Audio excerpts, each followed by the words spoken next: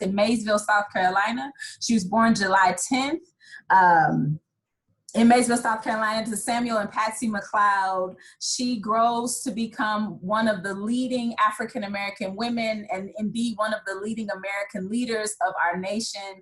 She was an educator who founded what is now Bethune-Cookman University, an activist organizer who was the founding president of the National Council of Negro Women, an organization founded in 1935 and is still in existence and working to bring about equality for women and for African Americans to this day. She was also a United States presidential advisor to 4 US presidents. And as a matter of fact, this conversation was inspired in part by a letter that was penned from Black leaders of the time in 1951 to President Harry S. Truman, of which 12 of those, there were 12 leaders, and Mary McLeod Bethune was the only woman signing. And we want to start by introducing our panelists. I want to allow them to introduce themselves. We have Dr. Ashley Preston, Dr. Ida Jones, Mrs. Jada Wright Green, and Mr. John Fowler, who all can tell you more about themselves better than I can. And if we could start with Dr. Preston giving us a brief synopsis of her life and her work, and also how your life and work has been affected by Mrs. Mary McLeod Bethune's life and work. Hello, everyone. Thank you so much for joining us. I am Ashley Robertson Preston. I am currently a lecturer in African American Studies at the University of Florida, and I've been there for 2 years. And prior to this position, I was actually the curator and director of Mrs. Bethune's home in Daytona Beach for almost 5 years. And so her life and her work has truly impacted me. I came to know Mrs. Bethune when I came to DC for grad school at Howard University. Dr. Elizabeth Clark Lewis came to my class, as many of us will probably who are in public history who came out of Howard know that Dr. Clark Lewis would tell you to go volunteer. She would tell you to go be an intern.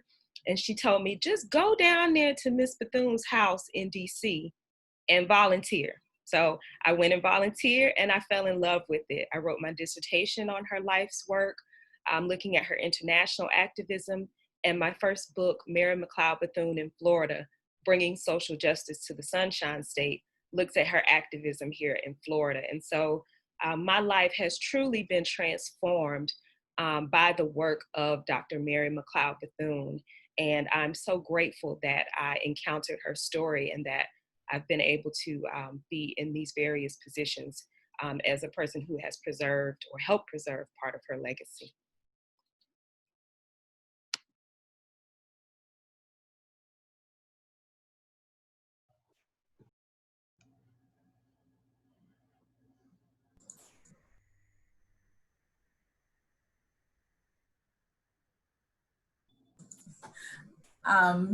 Mr. Fowler, if you could go next.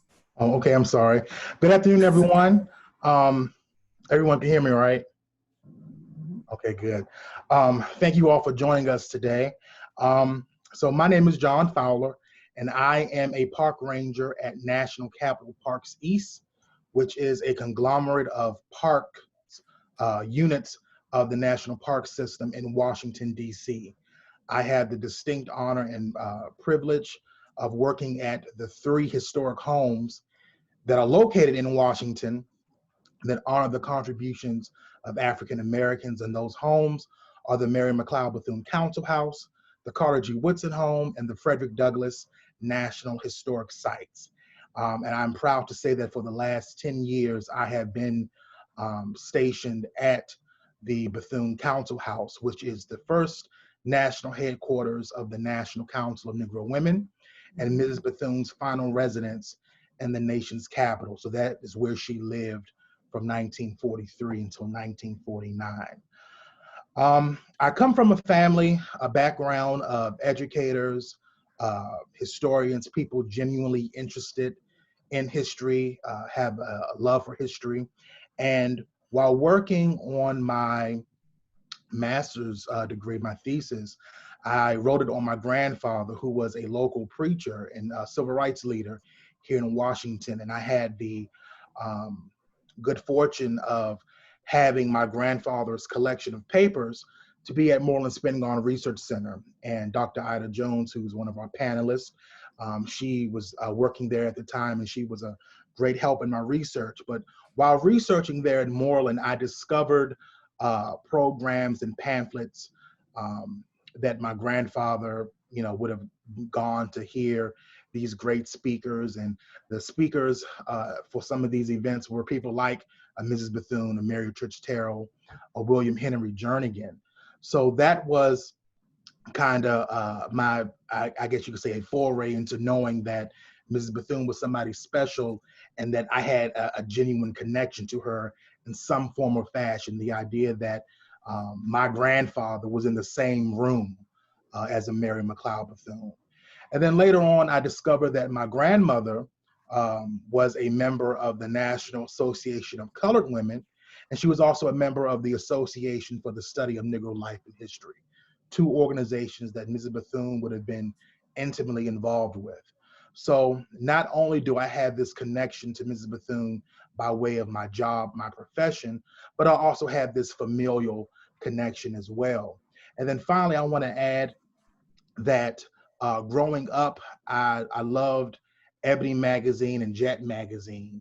And in these magazines, there was always beautiful photographs of Mrs. Bethune, that famous photograph of her in front of the US Capitol. Looking at that growing up, I knew that she was somebody special and that she was somebody important. So that always attracted me to Mrs. Bethune as well.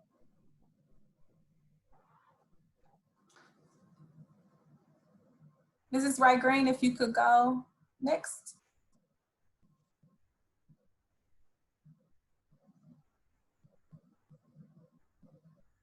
I don't know if she can unmute herself. Hello, everyone. Can you hear me? Thank you, everyone, for joining us today. It's just such an honor to be able to celebrate Dr. Bethune's birthday virtually this year. I am Jada Wright Green, the founder and editor of Heritage Salon magazine. Heritage Salon is the first and only magazine dedicated to African American museums, cultural institutions, historical homes, and historical sites. I am an alumni of Bethune-Cookman University.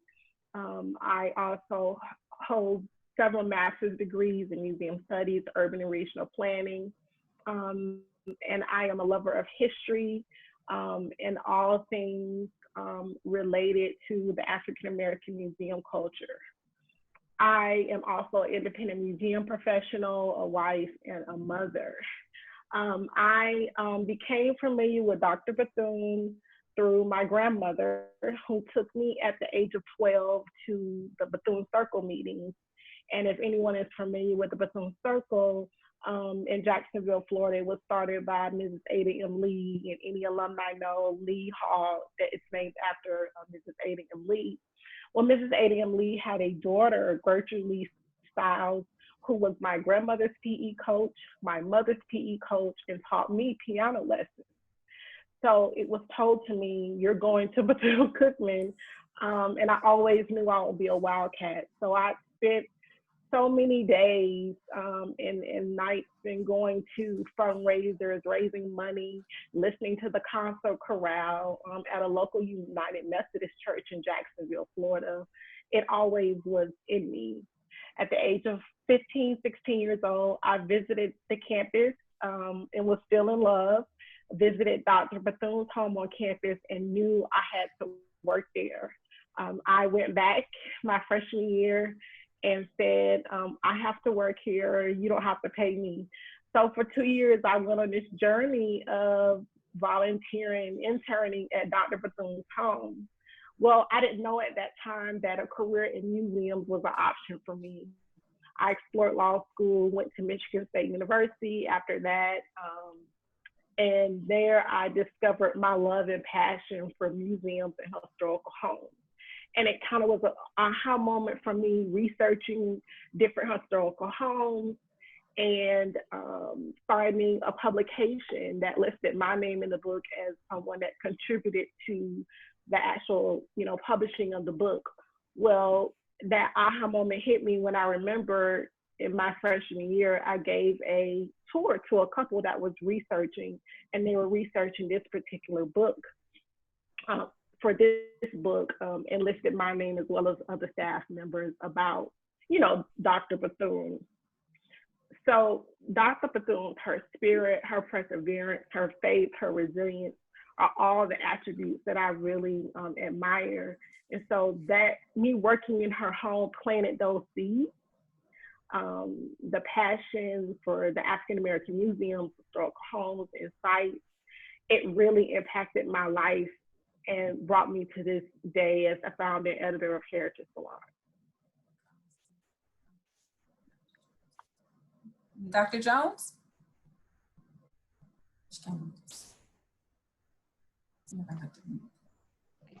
Okay, here I am. I think playing with the mute button. Good afternoon, everyone. I want to thank Dr. Robertson Preston for calling this together, and her personal and deep love for Dr. Bethune as well as all of us, and also Dr. Phillips for hosting, and my fellow co-panelists.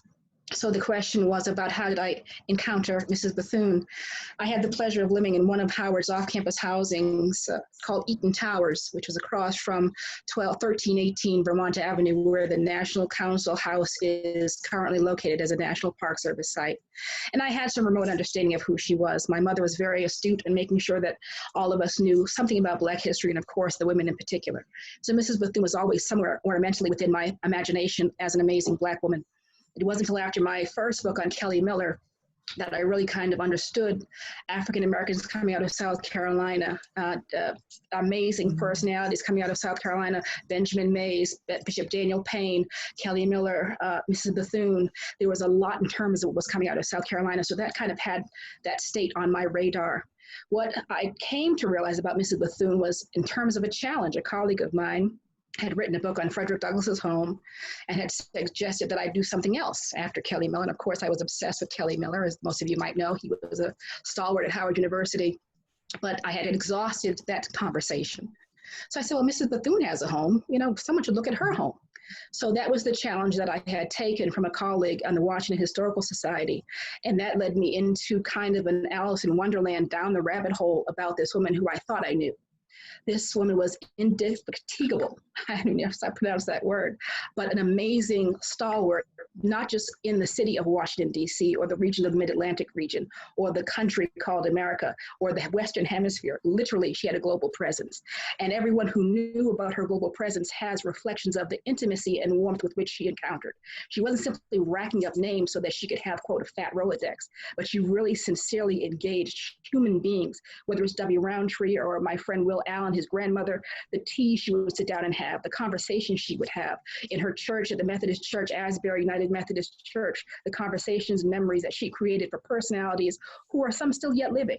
So it was amazing to see that this one woman could have such an impact in regards to just being a pebble in this pond, but rippling out these circular motions throughout the world.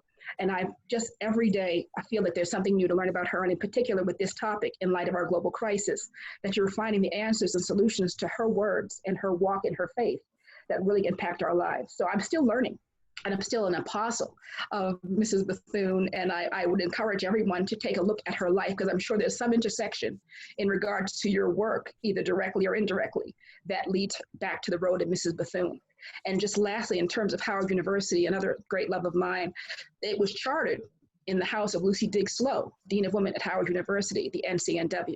So as a result, Howard has a very connected tie geographically and ideologically to the forerunning of the NCNW, which is still domiciled here in Washington, D.C.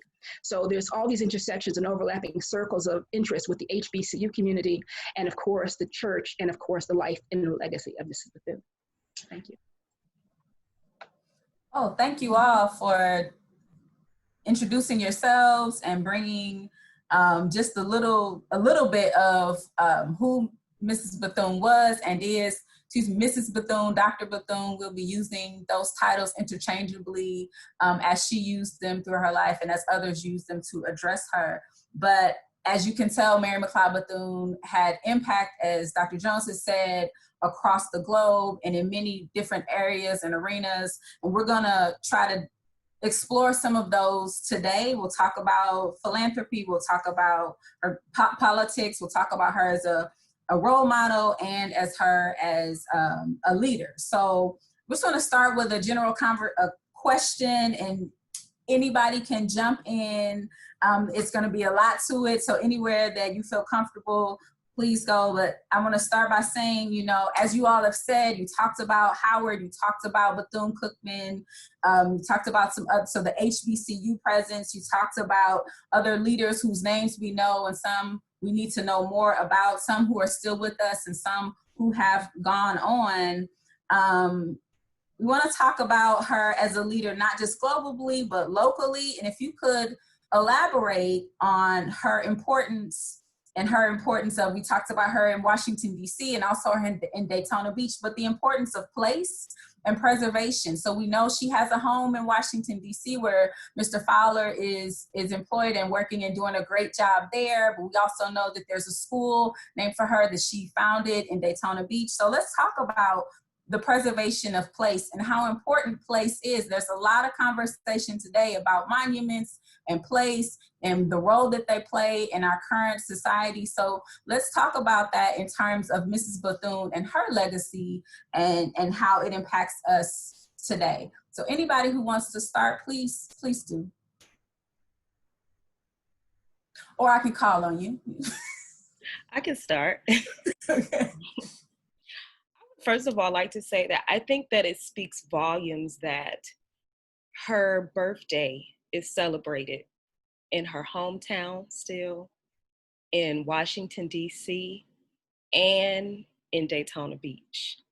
When you talk about the preservation of her legacy, just looking at those celebrations continuing, you know, you have little kids coming to these events. You know, people are still saying and speaking her name even on this day. And so having worked in her home in DC and having done my dissertation on her international activism, I thought that I knew almost everything about Mrs. Bethune until I came to Daytona Beach and I met people who remembered her, people who would come and sit on the porch with her, people who said she would come to their church. You know, going to these different places, I learned about different aspects of her life in these various places. And I also want to point out that in Daytona Beach, she had a strong hand in preserving her own legacy. When you look at the Mary McLeod Bethune Foundation, she opened up her house to the public and pretty much created a museum in 1953. She had a board. I mean, she had tours that were being hosted by students. First Lady Eleanor Roosevelt came and gave the keynote address for that particular event. I mean, she started almost 2 years before her life preserving her work. She had an archive built. If you look at the front of the house, there is a brick area, which is now an office, but she was building an archive to preserve her actual papers. And so, you know, she was thinking forward about how she wanted to be remembered. And I think it also has to do with her work with the Frederick Douglass Home. When she was a part of the NACW, when she was the president of the NACW, by that time, the NACW was doing a lot of work in preserving and making sure that the Frederick Douglass Home would be open to others. And so she was very adamant about how she wanted it to be. She also was working on her biography with Rackham Holt. She would go to Bethune Beach and they would, you know, do those interviews, and she was working on that book. And in fact, on the last day of her life, I had a chance to interview her last living secretary, Miss Senorita Locklear, and she talks about wanting to read over her book and read over those chapters on the last day that she was alive, May 18th, 1955. And so she was a strong presence in regards to making sure that other people would know about her life. And those papers are now available. In fact, when I was in DC, I was able to use those papers to do my dissertation because she had already, you know, she had preserved those things. And so I think that's a valuable lesson for us in the present, to think about how we want to be remembered in the future. Even if you don't think that you're doing, you know, a lot of anything, I myself have even started preserving and keeping some of my public speeches and just putting them in a folder and just keeping them, because those words, you know, you never know who those words can impact in the future.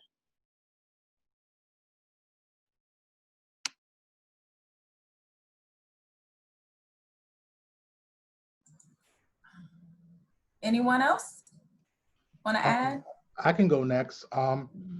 So one thing I've come to realize from studying Mrs. Bethune is that she realized that it was important that African Americans build and control viable, autonomous institutions. And like Ashley just said, with her home there on the campus of Bethune-Cookman, and then looking here in Washington, one of the great examples is while she was president of the National Association of Colored Women, her big, I guess, crown jewel achievement was the acquisition and purchase of their national headquarters. As Ashley said, the NACW did help to preserve Frederick Douglass' home on Cedar Hill, and some of those women wanted to use the Douglass home as a possible headquarters. But Ms. Bethune felt that it was important that they have something that they owned the title to. So purchasing the headquarters for NACW in 1928, July 31st, 1928, ironically. This was the first time that a national Black organization was designed to function in Washington the same way that other national groups, did. We talked about the Douglass home in DC. When Mrs. Bethune, not only was she on the board of trustees, but when she was in charge of the Division of Negro Affairs during for the National Youth Administration during the New Deal era, she helped allocate funds to get the bricks paved there at the Douglass home. So when we get visitors at the Douglass home, they're walking on some of the brick that Mrs. Bethune was responsible for them being laid. And then certainly with the council house, she again wanted Black women to have a place in Washington, the seat of political power. So making sure that their voices were heard. Vermont Avenue, it doesn't get any better than that with them having their headquarters situated there. The list goes on and on.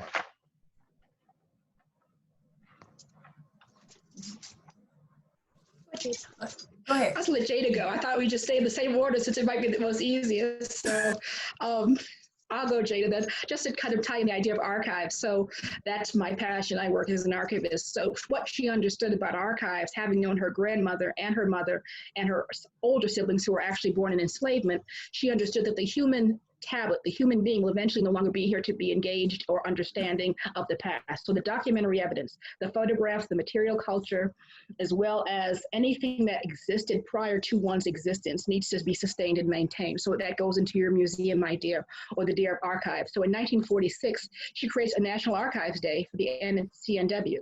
And she's going to now ask all her membership, or she called them her daughters, around the country to send in representative materials from their region, their state, their locale that could talk about or capture that story. And it was very interesting because she didn't work in a silo. She worked in concert with someone named Dorothy Porter, who's at Howard University, Carter G. Woodson, another contemporary of hers and age mate. So she's going to call on individuals who have subject matter expertise as well as the passion of representing the race to be able to document and credibly materially save those items for the world to see. So even in terms of the house on 1318 Vermont Avenue, she wanted that to be a place where the world could come and look at the progress of the Negro woman in her own right, by her own definition, surrounded by the opulence that she chose to, accoutrements that she chose to put around herself. So everything she did was not simply a matter of self-aggrandizement, but it was for those yet coming, those of us here now, and those who were before, her mother and her grandmother. So she understood the confluence of time and the need for us to be good stewards in our time for those coming and those who've gone before. So thank you. I just wanted to elaborate on one area, and I'm sure the panelists are familiar, especially Dr. Preston, is Bethune Beach. You know, the story goes that Dr. Bethune saw her students turned away from Daytona Beach in the 1940s, and she, in her very unique way, collaborated with George Ingram Sr. and I believe Eleanor Roosevelt, and, you know, developed this Bethune Corporation, this tract of land, 2.5 miles of beach. And the goal was to have this resort town, this area where Black residents could go without the fear of being harassed or, you know, racial injustice done to them. And so years later, in 2017, with, you know, the legacy of Dr. Bethune, a historical marker was placed there with, you know, the efforts being led by historians, homeowners in the area. Dr. Preston was one of the leaders from the university to lead that. And this is just an example of the importance, you know, preservation and legacy. She knew back then there had to be something. And that's what I loved about her. She was so masterful and skillful and strategic in how fundraising and how she did things. She literally made a way out of no way. And we all know the story of 5 little girls, $1.50 and faith in God. That's been rehearsed, I think, for myself and alumni during, you know, during my time.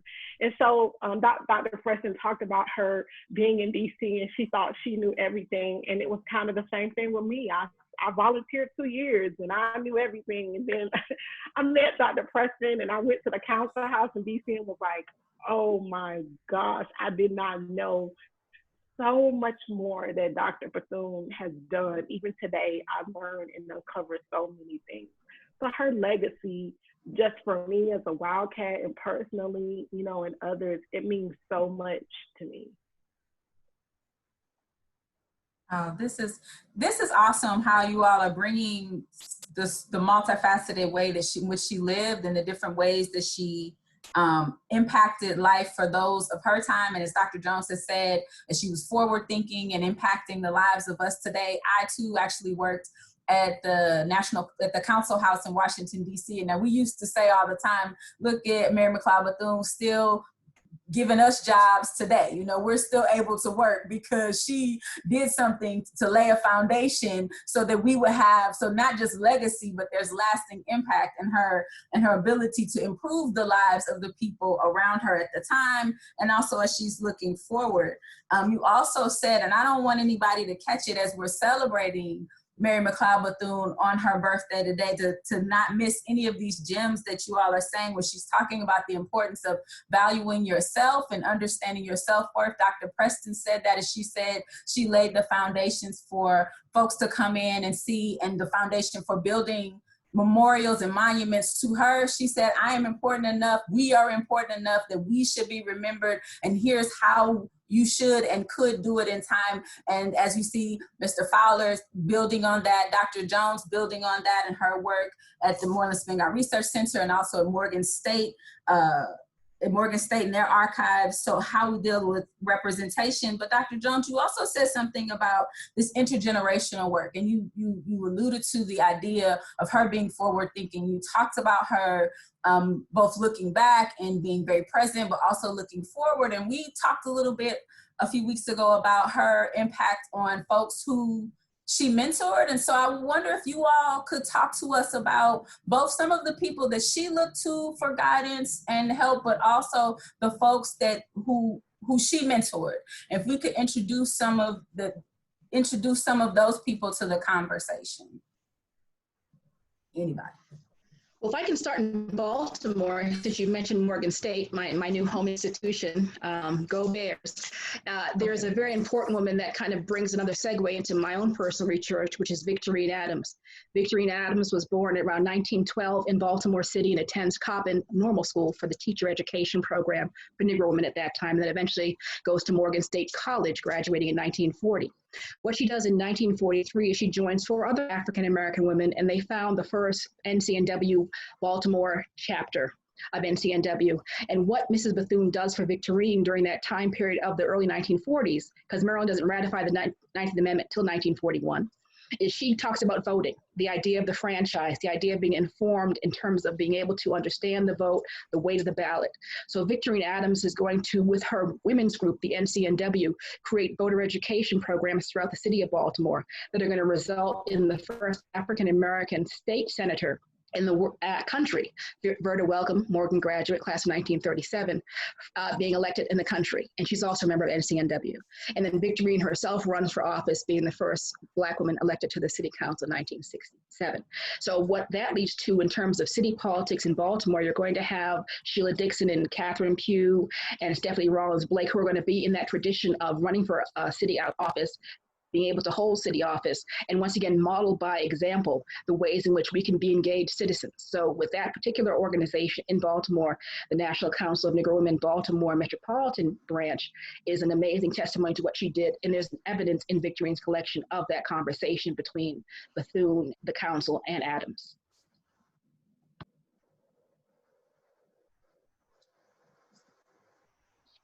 As far as mentorship, when I came to Daytona Beach, I met a woman by the name of Dr. Cleo Higgins. And at that time, she was 90 years old, I think. She's probably about 96 or 97 now. But she was one of Mrs. Bethune's proteges. She talks about, and I'm so grateful that I was able to interview her and include that in the book.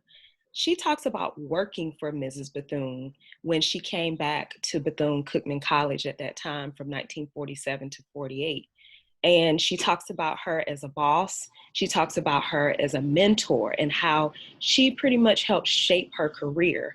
She helped to pay for her to go to college, to get her doctoral degree. She ended up giving her a job, of course, at Bethune-Cookman.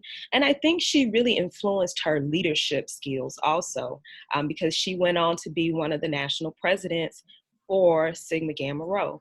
And so when you look at some of these women that she is mentoring, they don't just go to, they go to national levels, many of them, with their leadership. I mean, they are running different organizations and businesses. You have Miss Debbie Roundtree Johnson, her book, Justice Older Than the Law. I remember when the book first came out, and I remember reading that she talks about Mrs. Bethune handpicking her to be one of the first women in the Women's Army Auxiliary Corps.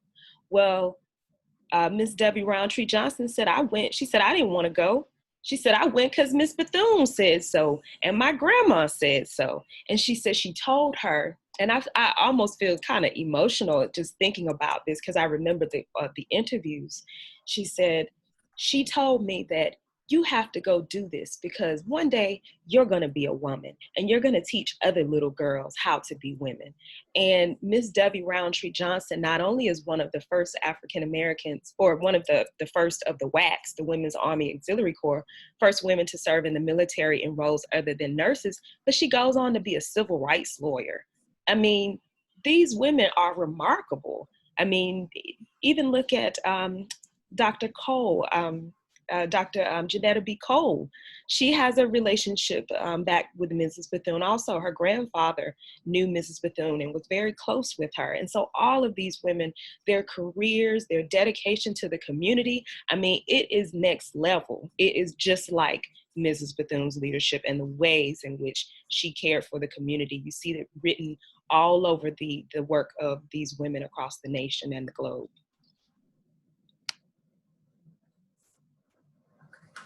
That is awesome. And as you were talking, Dr. Preston, I thought of some other folks who were impacted, but I think it's awesome that you were able to speak to Cleo Higgins and have that really intimate personal conversation, because those are priceless, and being able to hear right from the source of someone who was in direct contact and had that intimate connection with Mary McLeod Bethune. So thank you both for sharing that information.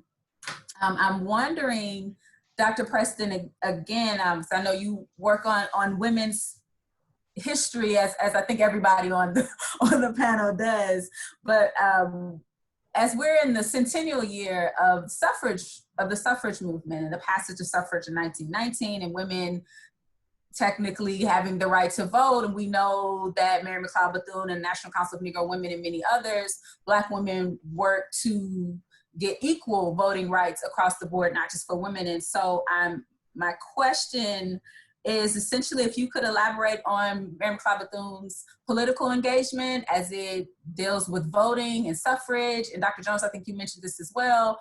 But if we could start with Dr. Preston, but just her political engagement in terms of how Black women should interact with our government. Yeah, so in 1920, you have Mrs. Bethune here in Daytona Beach. She is leading African Americans in Daytona to the polls to vote. When you look at her school, this is not just a school that is off by itself. This school is a part of the community. And in fact, she is teaching people how to read so that they can pass these literacy tests. She is organizing people so that they can go out and get the vote out. And she's even threatened by the KKK for organizing these people. But, you know, Mrs. Bethune, she's not moved by that. She still shows up to the polls the next day. And in fact, in Daytona Beach, there is a record turnout for voters in this particular election. And so you have her in this movement in this area, getting people to come out and vote. I mean, and even towards the end of her life, she continues to organize in Daytona. And, you know, she just wows me when I think about what she was able to accomplish. The fact that she was in Washington, D.C., then she was in Daytona, you know, she was traveling back and forth during that time. But even towards the end of her life, you have African Americans who are trying to run for office in Daytona Beach. George Ingram was trying to run for office to become a city commissioner.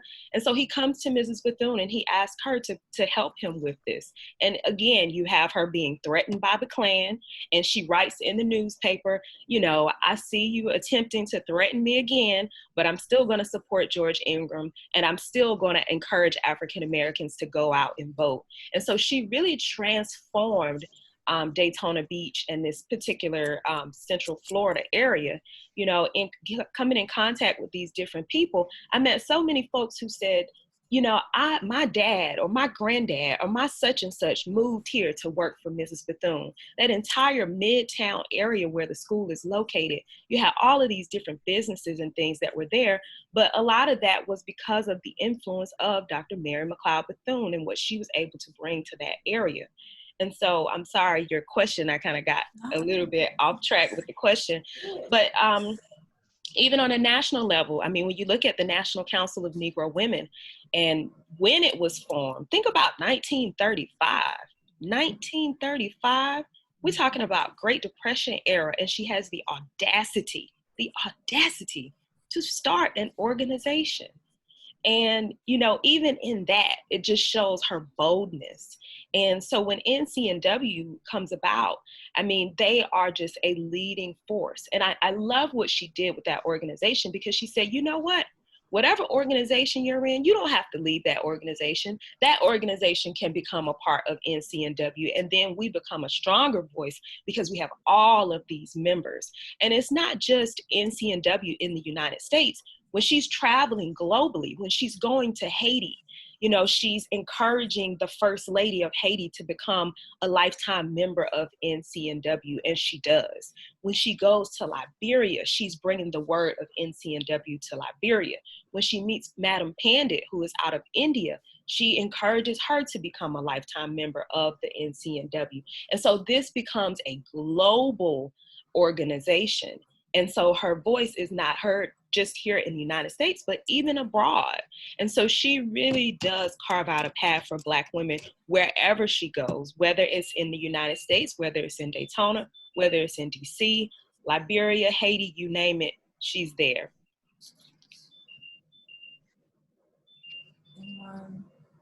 Just to follow up that centennial, I think it's very interesting because she was not a traditional placard holder. She wasn't a Mary Church Terrell who was a stalwart, or an Ida B. Wells who was very clearly involved in the suffrage movement in that second to third generation. I love what Audrey Mikulski calls her. She said she was politically ambidextrous because she was geographically located in Florida, which is trisected in terms of its behavior. And Dr. Preston's work talks about this. Northern Florida was a little less savage than central and southern Florida in terms of the the violence towards the effort to exercise the franchise. As early as the 1870s, Black women had been galvanizing their men to vote, whether there was poll tax or other kinds of intimidation. So Miss Bethune arrives in Florida around 1890, 1900. She's coming into a situation in which she's trying to plant a school, but she's not closed-minded to understand the culture in which she's trying to plant this school and the vertical relationship between the white power and the Black powerless. So she's going to try to level that line off. So she's very much astute to understanding that funds for her school, funds for education, would be given by governmental regulation. So she had to get in that politics some kind of way. So she understands that she's going to use the club movement with the NCN, National Association of Colored Women's Clubs, and the Southeast Federation in particular, to have the region come together. So it wouldn't just be Florida by itself in flapping in the breeze, but Georgia with Lucy Craft Laney, as well as other parts of Alabama and the Carolinas. So she's going to now create a regional body of women, both educated and lay, to pull together their numbers because they had the sense of the urgency of the community.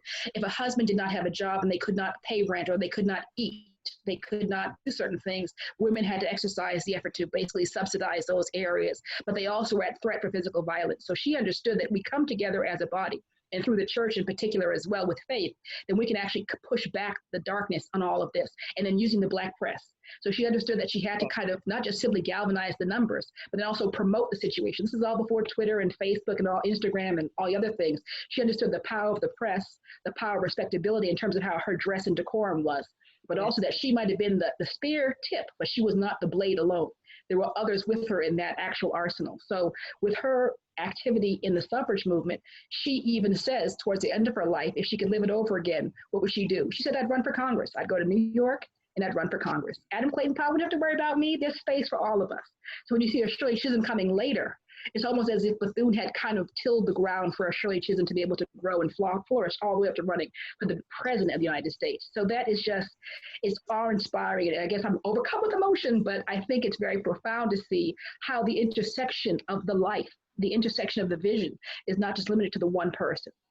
That she understood the power of the vision was for humanity, not just simply African-American women or women of color, but it was for the power of humanity to live a much more equitable and fair life as Christ, because she wanted to be a missionary first. We have to talk about that too.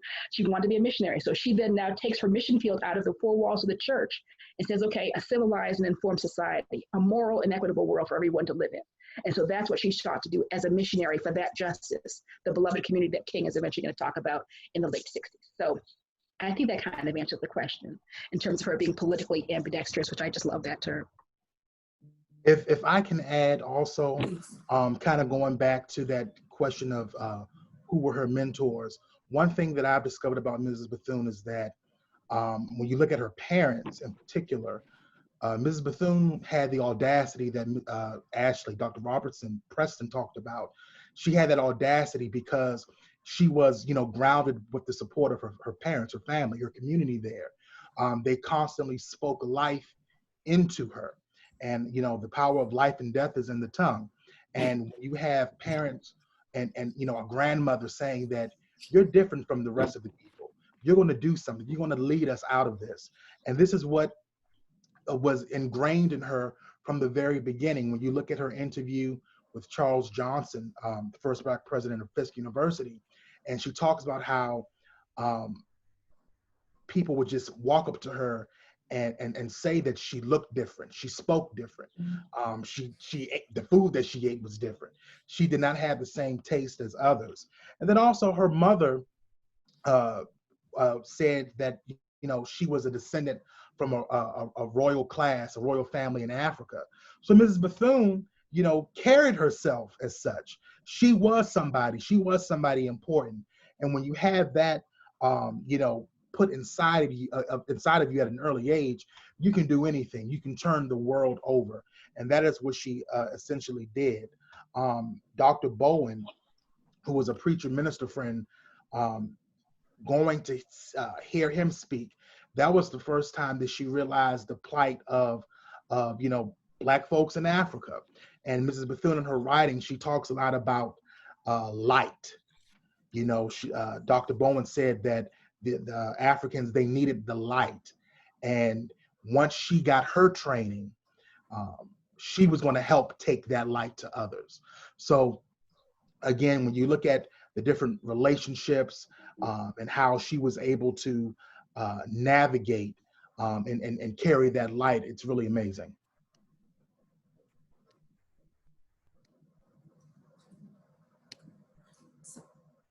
So thank you all for those comments and moving us along. I was listening to what you all said and said, oh, I hear Mary McLeod Bethune as being practical as well as political, and in her political engagement, and it wasn't an exercise in being seen, but in actually being of use and using the support of those around her. We're coming to an end. I want to ask Mrs. Wright Green about, because I know you work with in the public and with youth, and I've seen your children on Facebook, and you're an amazing wife and mother.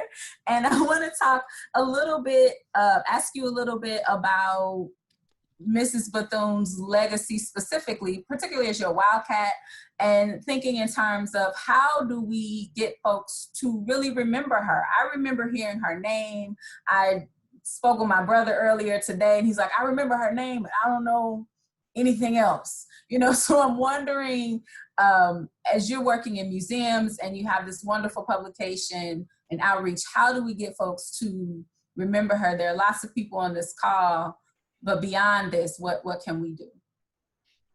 I started to think about how I learned about Dr. Bethune, and my grandmother literally took me. I didn't have a choice. She took me to the Bethune Circle meeting. She took me to the front. She took me to everything.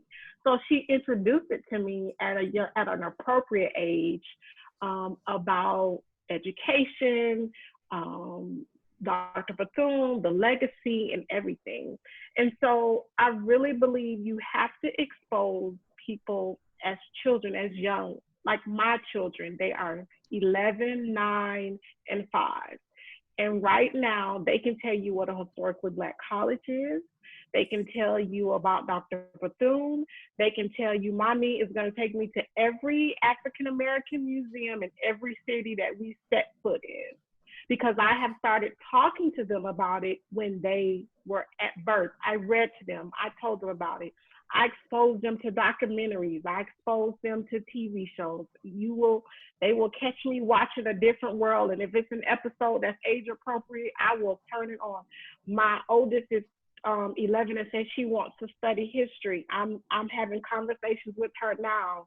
She's talking about Howard University, because we constantly told our children about history, about their legacy. I took them to Dr. Bethune's home, you know, at Bethune-Cookman, and it was an absolute thrill for me because I was able to expose my children to my passion, to my foundation, as to how I was able to come to this point. So it's so important that we expose our children so that the interest it doesn't start at 15 and 16, because sometimes it stops. You can't get them at that time. You start ingraining it into them as they are younger, they will grow and know and love and learn everything. And so I think if we start at that young age, and it's not too late, start now. Any young person, your child, your niece, nephew, cousin, or anyone you don't even know, expose them to what's going on, especially right now with what's going on in our political climate, with so many racial injustices, and the opportunity now for people to learn so much in our legacy and who we are as a people. We have to do it now. We have to expose them to that. I think that's awesome how we just heard Mr. Fowler say that Mary McLeod Bethune's family spoke to her and spoke life into her and carry her forward. And you basically just said that's what we have to continue to do, is what you're doing with your children. Did anyone else have any thoughts about how we can engage young people or just the general public with Dr. Bethune's life and legacy beyond what you all are already doing? Okay. So I want to go back a little bit and explore some more of her life. We spoke a little bit, and we've already spoke a little bit about her global impact. And I want to go back. Dr. Preston, you mentioned Haiti and Liberia, and her using her voice internationally and her inspiring or speaking to the president of Haiti. But I'm wondering beyond those things, I'm thinking, Dr. Jones, if you could talk a little bit about the journal, about her work with Dr. Porter Wesley and Sue Bailey Thurman, and that international reach with their publications. Like beyond just her work, we've spoken quite a bit about her using her support and using the support of others. So what are the works that we see that kind of branch off from Mary McLeod Bethune's direct work, like some of the things that are coming behind her direct work? That's a very good question, and I do appreciate the idea that she was given to literacy. You had mentioned in your notes that she was a reader. She was an avid reader, and I think we have lost the art of reading because there's such a flood of information. So because of the technology we have, there's so much to read. We don't have the luxury of jurying what we read. I would suggest, in tradition of Mrs. Bethune, or in honor of her, everyone subscribe to a Black publication. We have very few Black newspapers that are still living, and they are on literally life support as we speak. Mr. Fowler mentioned Ebony and Jet. To a certain generation, my number 2 nephew, 20 and under, what's Jet? The thing that flies in the air? What's Ebony? A type of wood? So he would not even know what those publications were. So we do have the opportunity now in the digital climate to really introduce our young people under a certain age to those publications, whether it be Sepia or TAN, or even some of the Black newspapers that no longer exist. So I think everyone should, as a conscious effort in terms of being an honor of her, to subscribe to a Black publication. Preferably a printed publication, as well as a digital publication. So that is what she understood, that the press was very important, because this would also outlive her. And the words that are in the print really help you understand a snapshot of the times. So you get an actual biometric reading of the times in terms of what's going on. And there's a quote that I love that she had. It's actually from 1947, when she says, "Power must walk hand in hand with humility, and the intellect must have a soul." So she is very clear on her efforts to have us understand that we need to be responsible citizens, but we also need to be accountable to things beyond ourselves. And in further saying, she says, it is truly a new world in which we are feeling our way out. Barriers of all kinds are crumbling, and many of us are seeing for the first time how close we are to peoples and problems about which we had very little to do. And we must engage this reality and do it without flinching. So I think in terms of, you mentioned Sue Bailey Thurman, she was not just simply a member of the NCNW Archives Committee, but her mother as well helped contribute monies up in the thousands of dollars to help establish the National Archives of Negro Women in History. And also publication. So she goes to California with her husband, Howard Thurman, so that is going there. She actually mentions the international implications, the publications are going there as well. She's on most of the HBCU campuses through various connections to professional persons, so it's being diffused there. So not just simply your sororities, your churches, your fraternal organizations, almost every space occupied an aspect of that. And then she didn't just do all the writing. So she's going to have Fleming Kittrell, who gets the first PhD in chemistry, Hampton University graduate, who's going to be at Howard University in home economics, to be able to write about the idea of balanced nutrition, emotional and actual physical nutrition. She's going to have Dorothy Farabee, who's going to be the second president, who's a medically trained OBGYN, come in and talk about the Mississippi Health Project with Alpha Kappa Alpha Sorority Incorporated.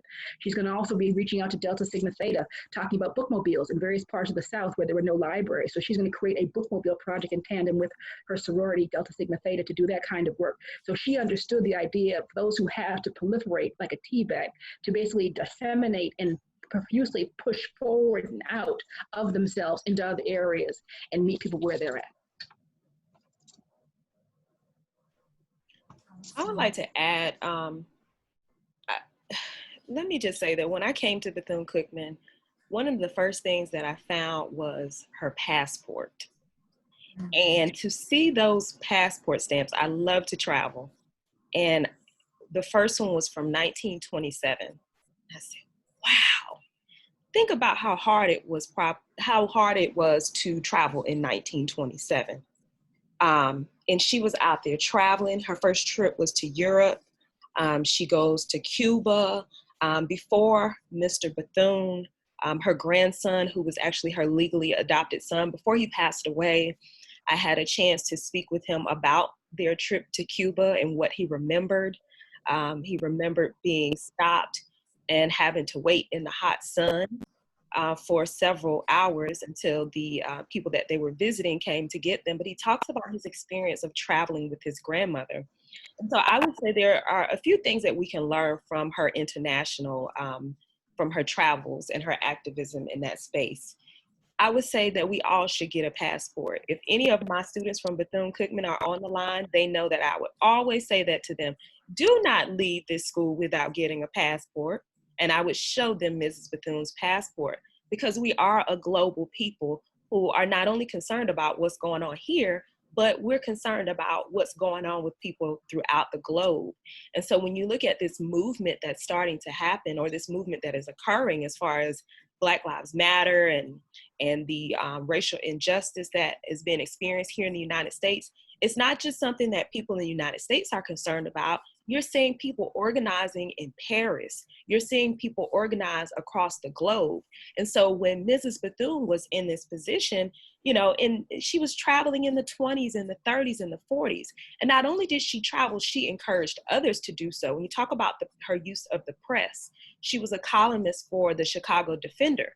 And so she would write about her experiences abroad in the Chicago Defender, and she would encourage African Americans to go to these places. She went to Haiti in 1949. She received the Haitian Medal of Honor and Merit. She encouraged African Americans to go to Haiti. She finally got to go to Africa in 1952 or 53 to Liberia.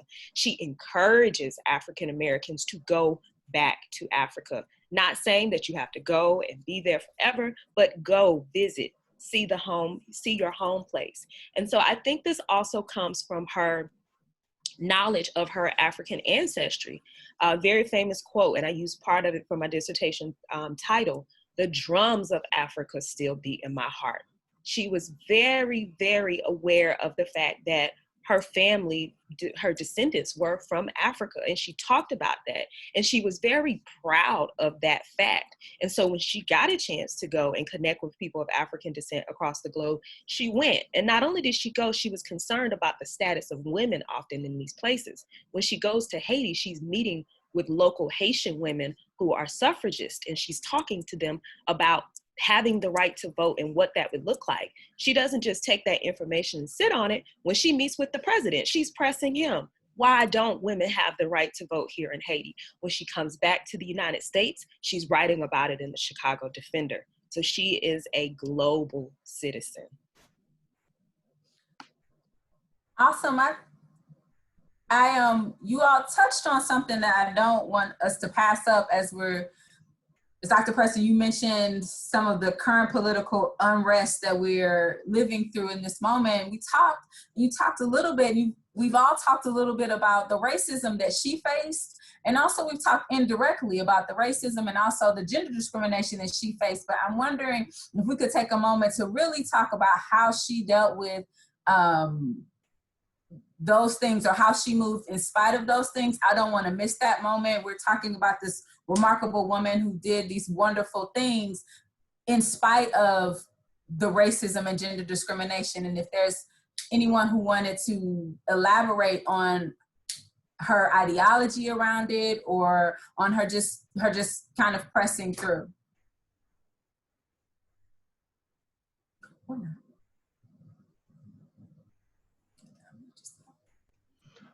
So like it's already been said, she definitely had this understanding of who she was and whose she was. She had a great faith in herself and faith in her creator. One of the, I guess, Mrs. Bethune could be kind of funny. There's a great story of, I've read it in two different ways.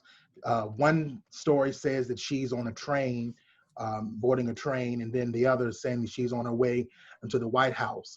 And either the conductor on the train or the guard at the White House, says, "Hey, old auntie, who you here for?"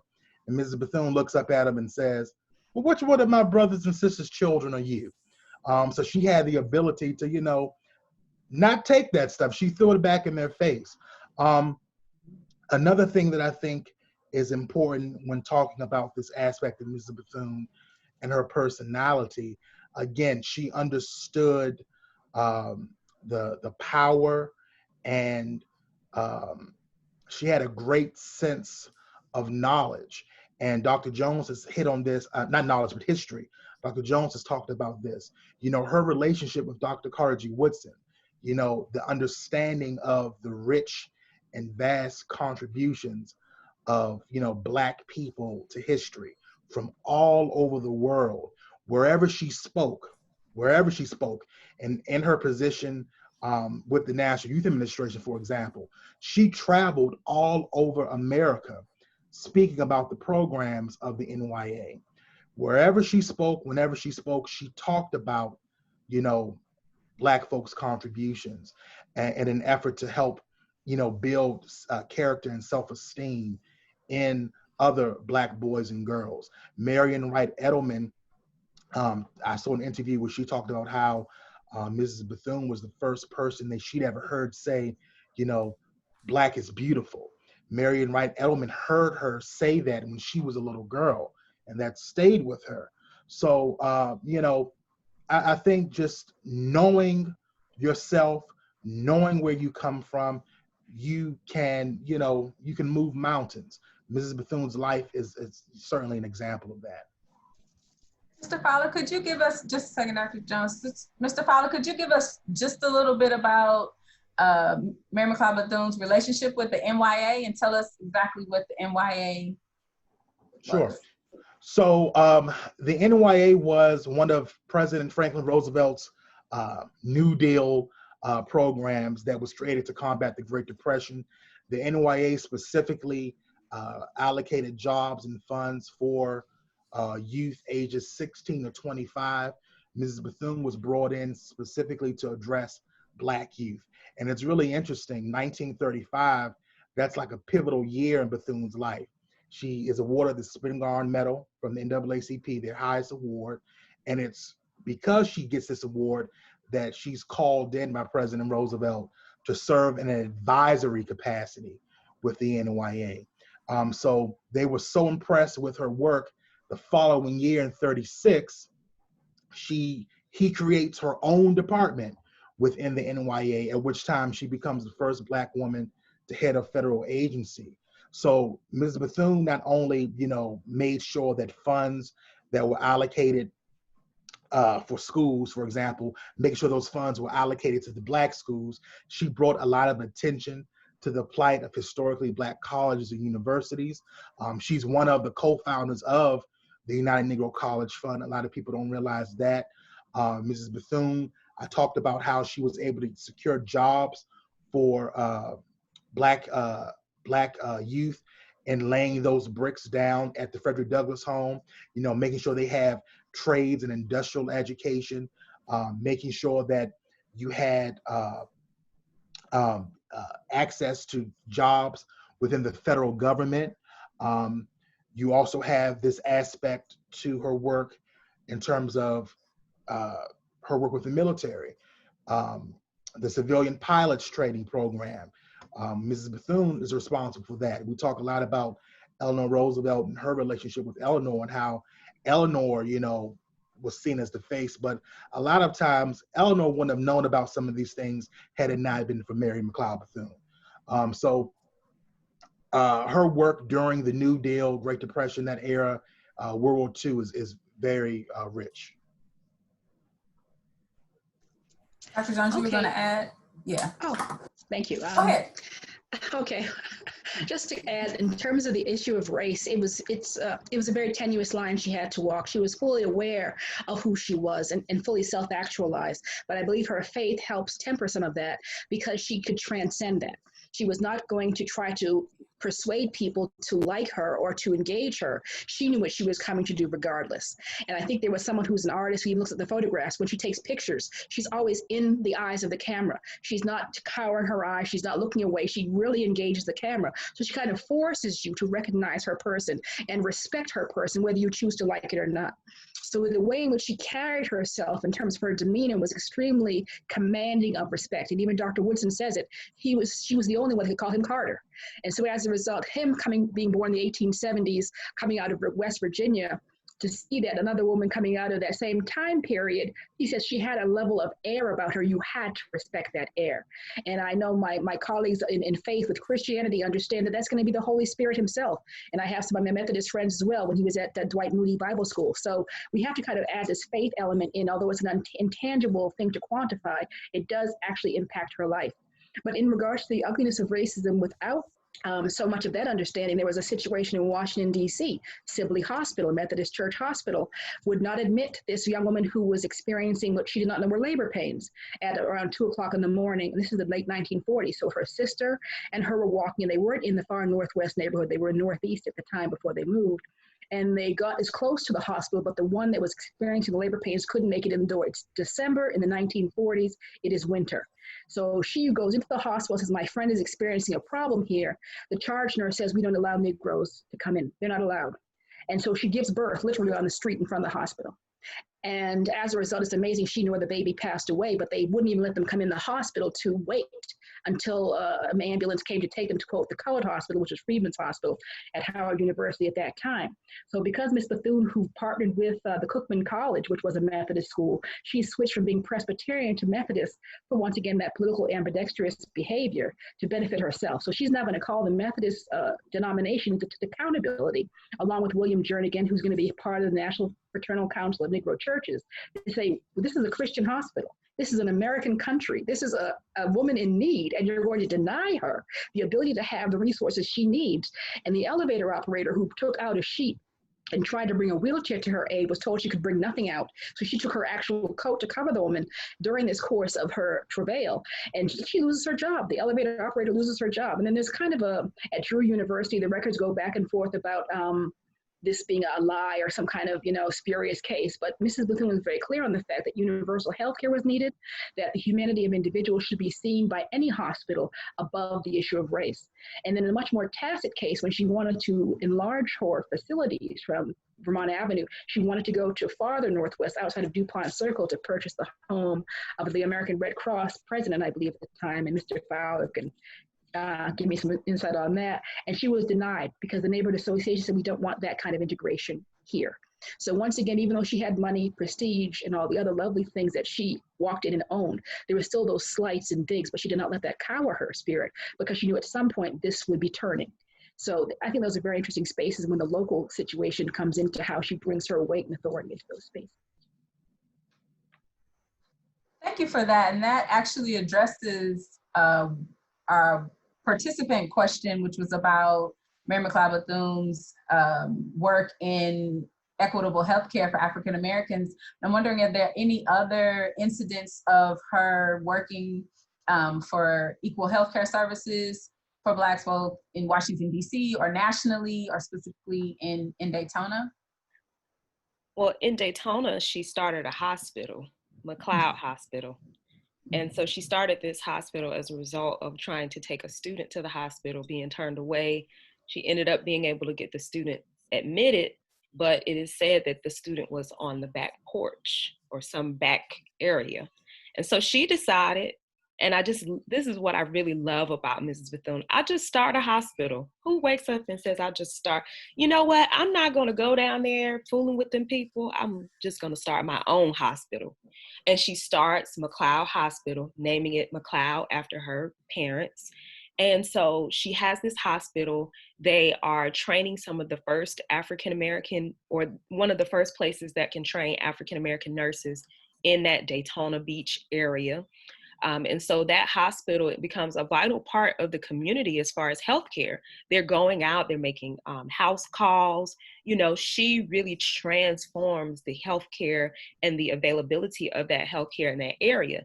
And so that ran for some years, I think about 2 decades. And then her and some of the city leaders, other African-American city leaders, pressed the city to create a Black wing of Halifax Hospital. And so that was actually located on the campus of Bethune-Cookman, also in one of the buildings that used to be an old hotel, her son's hotel. And then in turn, it became the General Studies building in a later point. But she is right there, whatever needs she sees, whatever she sees as a problem in the community, you know, even when it relates to housing. She's on the housing board in Daytona Beach. I mean, when you look at her resume and the things that she did, how did this woman have time to sleep? But guess what her grandson told me? She would take a nap every day. She had a couch in her office and she would take a nap after lunch every day. I said, Lord, now that's something I need to implement. But yes, that's Mrs. Bethune. I love that. I think we do need to institute a nap time to get things done. If that's the result of nap times, we definitely need to institute a nap time. And that brings me to another question. Dr. Preston, you're right.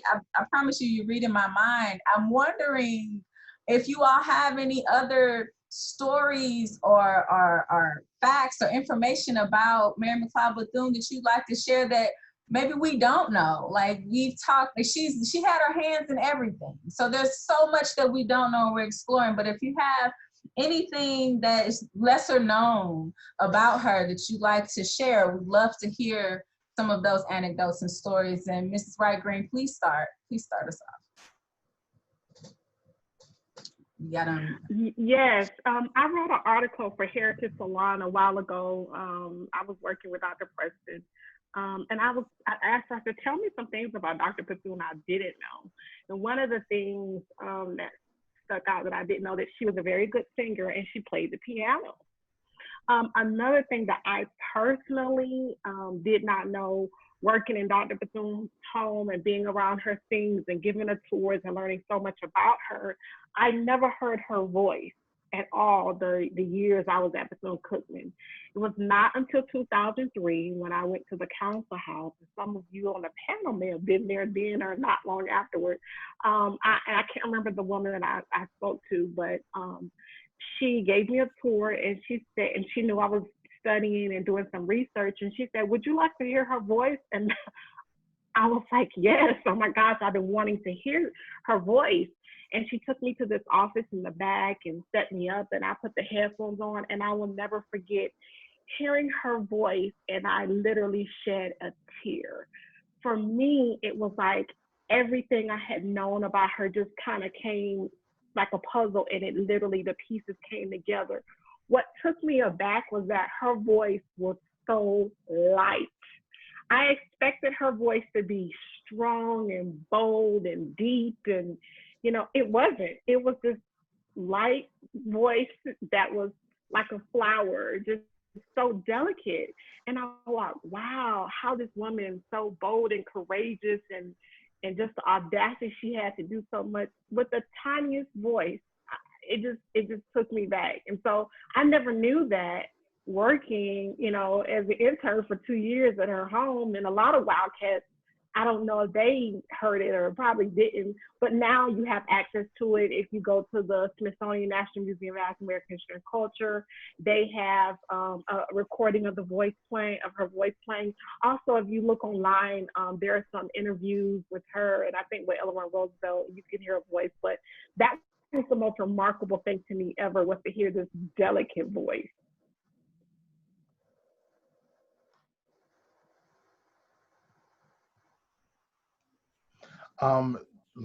Duke Ellington said her voice was like music.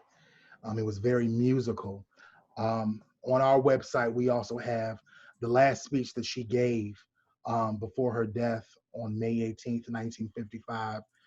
It was at the National Council of Negro Women's Brotherhood Luncheon, and I encourage everyone to go listen to that. Mrs. Bethune was a powerful speaker. When she was at Scotia Seminary and then later the Moody Bible Institute, she said that she did take courses in debating. She was known for her debating skills, her speeches, her presentations. So that's very important to note. One thing about Mrs. Bethune that I think a lot of people don't know is that she did suffer from asthma, and she had chronic asthma, actually.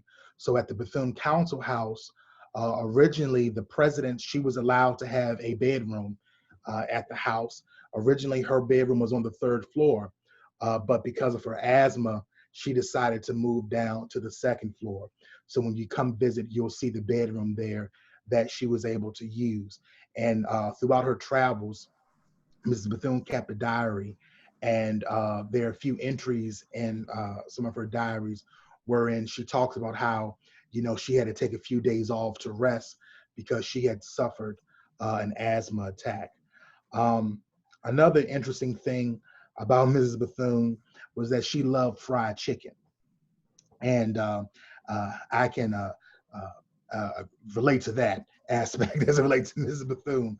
But Langston Hughes was a mentee of Mrs. Bethune. In fact, she supported him, helping him set up speaking tours when he was up and coming, poet. And he talked about how he would be with her, and because everyone knew that Mrs. Bethune was coming, they'd, have a great spread laid out, but the chickens would be afraid. They'd run and hide because they knew that these folks were coming, and they were going to be wringing their necks to serve Mrs. Bethune this chicken. So I think that's something that a lot of people don't know. Can I, as we're talking about culinary, so we go from the entree, we can go to the dessert, which is my area. She loved ice cream, and she was actually a diabetic, I believe, as well. So she knew she had to do that within moderation. And strawberry shortcake, I think, was another one of her favorites as well. And that's why I do miss the in-person NPS birthday celebration, because it always ended with cake. So I guess I have to scrounge up my own cake this year on that behalf. But also, to another note, she loved velvet and also pearls. And then she had a standing hair appointment. I think it was either weekly or bi-weekly, at least in Washington, D.C. So self-care that we're now discovering as being necessary from the naps and such, she was very much attentive to self-care and the idea of maintaining oneself. So she did find time in the midst of all of what she was doing, which we still are baffled at, was to be able to come away and make sure that her hair was well coiffed and her fingernails and other things were taken care of, so she wasn't rushing to the point of total exhaustion. And I thought that was very interesting, the way in which she loved velvet. And of course, when she got the ornament from Haiti and Liberia, she wore those particular medallions in terms of being able to situate herself as a stateswoman as well. So between the ice cream and the cake and the singing, she really had a very kind of humane way of engaging folk traditions without feeling embarrassed or belittled by that.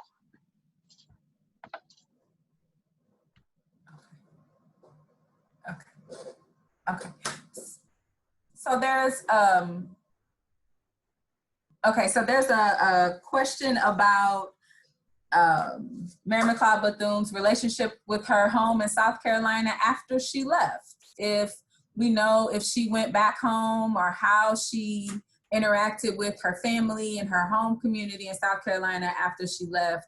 Do we know much about that?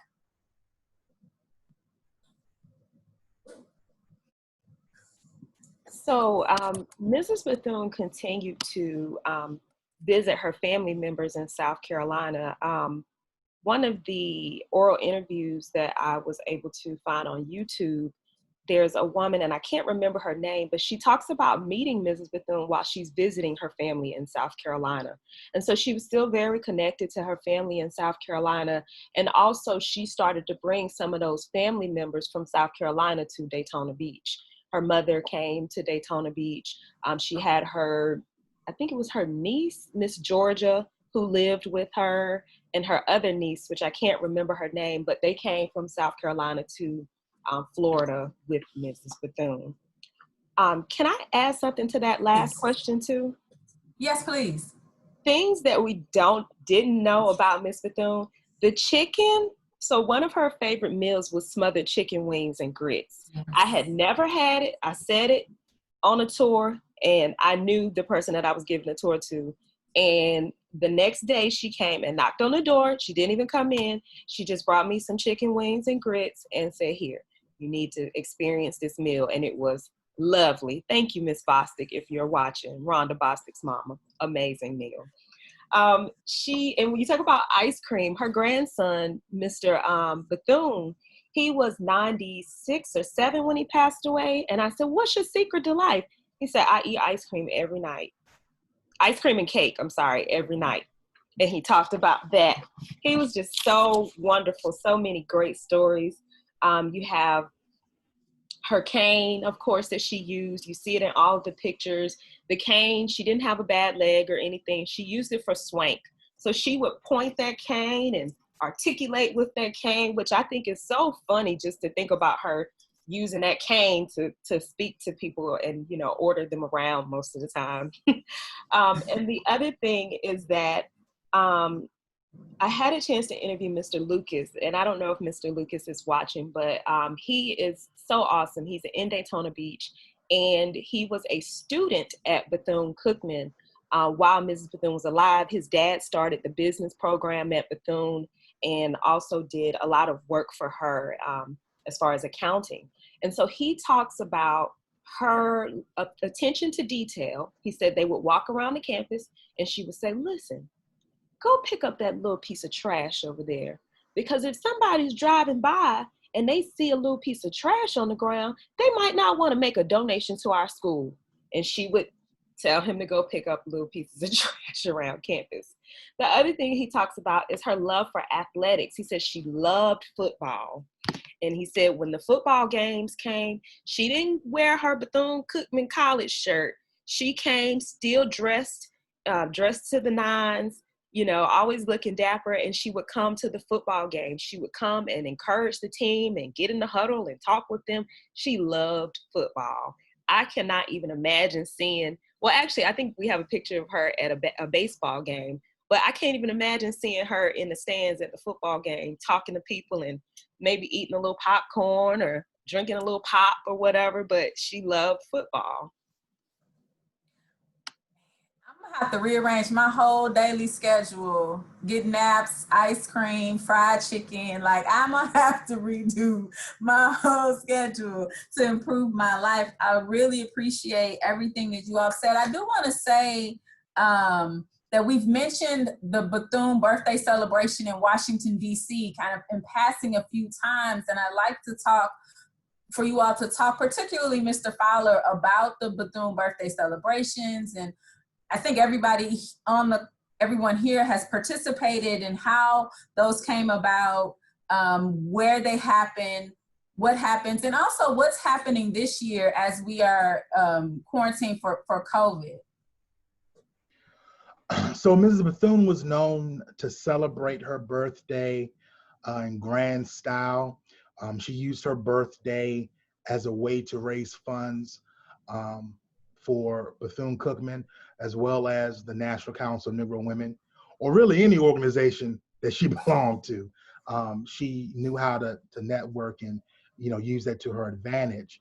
So as it relates specifically to the NCNW and here in Washington, Mrs. Bethune, every year, July 10th, the NCNW, they would sponsor baseball games with the Negro Leagues. Dr. Jones touches on that in her book a little bit, with the Homestead Grays. And so we have photographs of Mrs. Bethune throwing the opening pitch there at Griffith Stadium in Washington. They had events for her birthday at the DC Armory.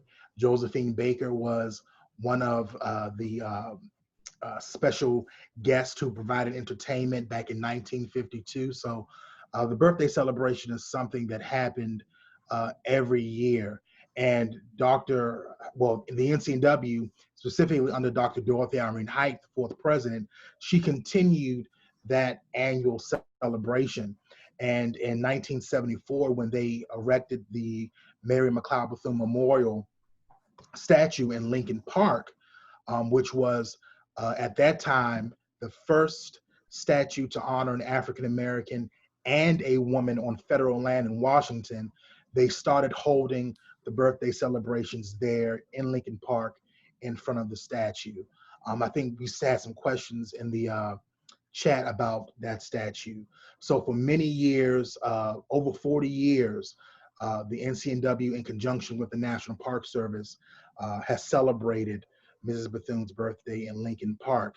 For the last couple of years, we've been having a bus tour highlighting spaces and places that Mrs. Bethune would have frequented during her time in Washington. But because of COVID this year, we weren't able to do that. So we've kind of taken the bus tour virtually. So for the next few weeks, we'll be posting videos of some of the places that she would have gone and celebrated, things of that nature. But yeah, Mrs. Bethune's birthday celebrations were a big deal and still are. And still are, as we can tell from this conversation. Thank you. I'm wondering, we know that Eleanor Roosevelt was at the initiation of the council house. I know that's not the proper word, but she was at the opening of the council house. And I'm wondering if any of you know who was at the opening of the memorial statue, specifically if Marian Anderson or Shirley Chisholm or Coretta Scott King were in attendance at the time, if anyone's familiar.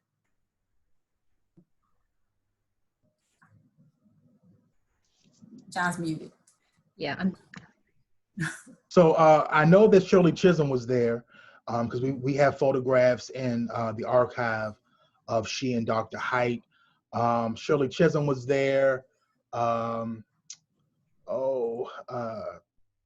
Congresswoman, she's dead now. Cardis Collins. A lot of people were there. It was 18,000 people. Dick Gregory. Shirley Chisholm was there. I can't think of the other people now. But yeah, 18,000 people filled that park, July 10th, 1974. Yep.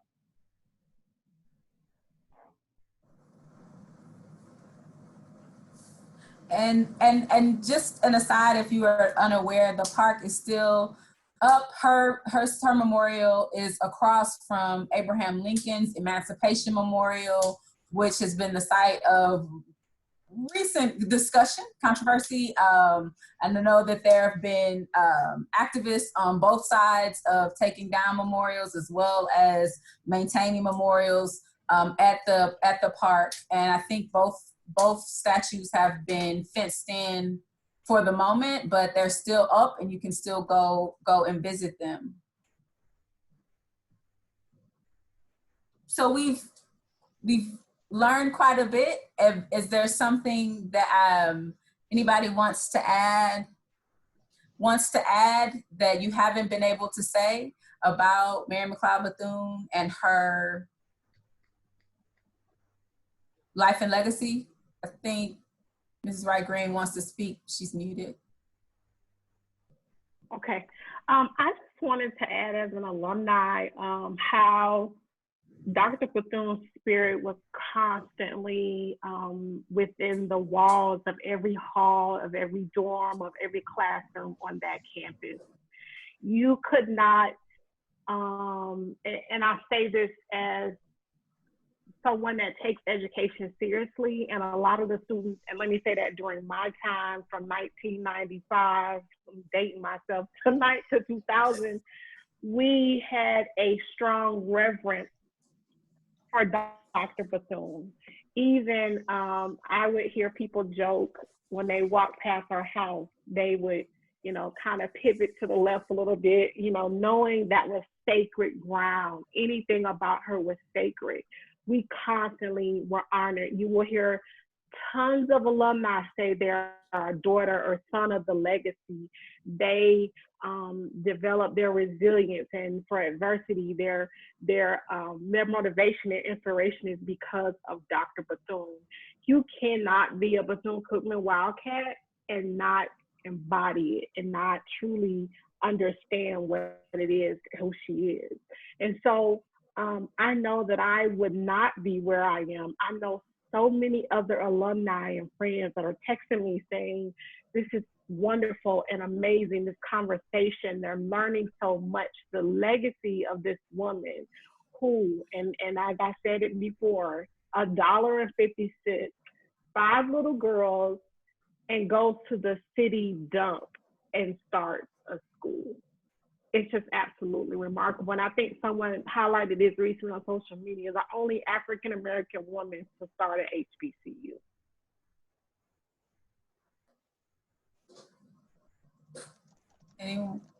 Anyone else? I would just add that she cared. She cared about as she would say, her Black girls and boys. She cared about all mankind, really. But, because of, who she was and where she came from and the things she experienced, she, of course, kind of honed in on Black youth. And then also she believed in the promise of America. She knew that, somehow, some way, uh, we could turn this thing around. And I think that, uh, you know, in light of our current state, you know, we need to take some of what Mrs. Bethune, uh, take some of what she was able to accomplish and use that to continue to, you know, try to make the world a better place. The last precept of her last will and testament, she says that, our youth are the future. Our children must never lose their zeal to build a better world. So I think we need to, always remember that.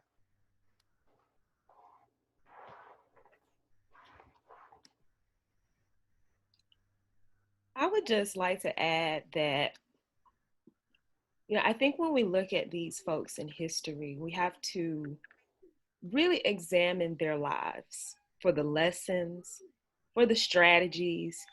When I look at what she was able to accomplish with $1.50 with opening up Bethune-Cookman University, now then college, I had a presentation once and I wanted to have a picture of $1.50. So I took, some quarters and I put them in my hand and I looked at it and it just made me so emotional because I thought this was all she had in her faith. And so what am I doing with all that I have in my faith?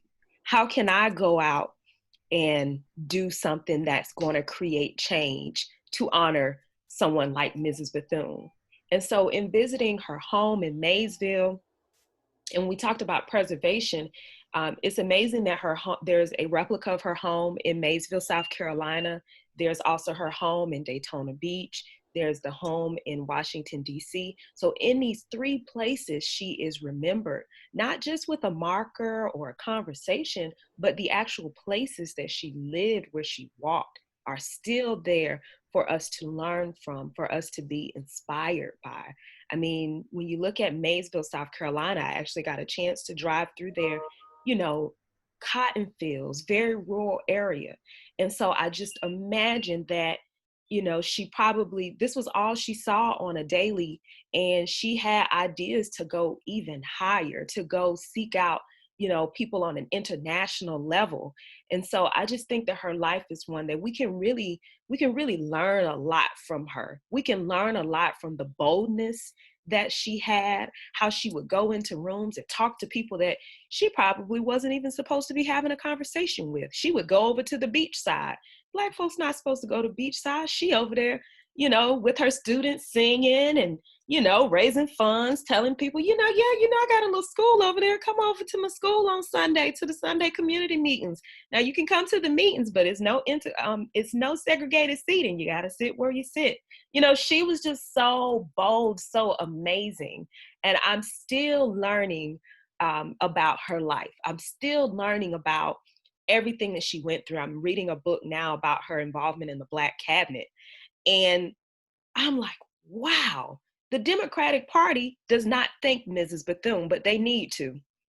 I know we have Shirley Chisholm. I know we have others who have come, but somebody needs to shout out Dr. Mary McLeod Bethune's name the next time, because she single-handedly shifted so many African Americans from the Republican Party to the Democratic Party. And I mean, she's going on these campaign trails. She is simply amazing. And so one lasting thing I would say is that what we can learn from her life is that when she saw a need, she didn't pass it off to somebody else and say, ooh, child, they need a hospital. Let somebody else start it. She put herself into that situation and said, you know what, I'll do it. And I think we need to have more of the I'll do it spirit in this day and age.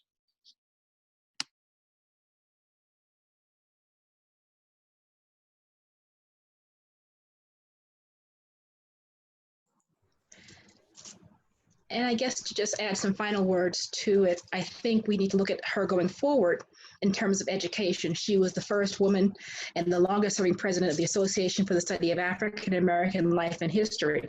And so she understood the idea of education being not just simply a classroom towards a degree or a diploma, but a consistent daily pursuit to build upon what you know.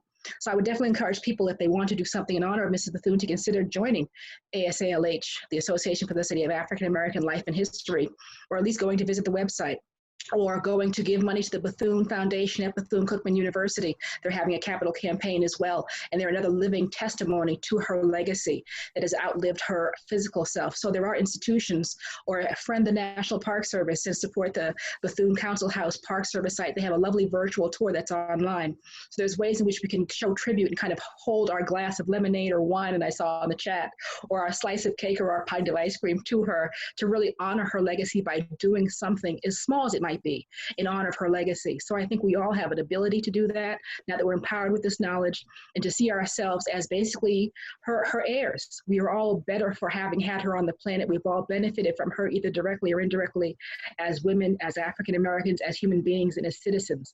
So we really owe her honor a tribute by doing something as small as joining an organization, reading a Black publication, supporting her institutions, to say thank you for what you're doing, and I will be also a good steward in my time and make it better for someone coming up behind me. So thank you. Oh, that's awesome. Thank you all so much. I will add to that list of organizations the National Council of Negro Women, and I will also say that we all should indeed learn more about her specifically and about her contemporaries as well. We have a duty and an honor to do those things for her and for ourselves. I am going to plug our panelists, the Heritage Salon magazine, Jada Wright Green's work. Please go explore and learn more about the work that she's doing, and also learn about Mrs. Bethune through her work. Also, thank you, Mr. Fowler, for putting those books up. I just realized I didn't have them. Dr. Jones and Dr. Preston have both written books about Mrs. Bethune that are available. I'm losing the name of the press right now, but if you Google Preston and Jones and Mary McLeod Bethune, you will definitely find these two wonderful, very readable, very interesting, and very informative publications. Also, Mr. Fowler and his work with the National Park Service is doing the virtual tours and taking us on the tours around Washington, D.C., so we can learn more about Mrs. Bethune and her life, or Dr. Bethune, excuse me, and her life in Washington, D.C. All of these folks are doing some incredible work to lift up her legacy and honor her, and we are so pleased that you all have joined us to celebrate, commemorate her life and legacy on her birthday, the 145th anniversary of the date of her birth. Happy birthday, Dr. Bethune. Thank you so much for coming. Thank you so much, Dr. Bethune, for your work. I'm sure you can look these fine folks up. If you have questions for them in the future, I'm sure they'll be happy to entertain them. Thank you again for coming. Please enjoy the rest of your day. Get you some cake, get you some ice cream, little piece of chicken. Happy birthday, Dr. Bethune.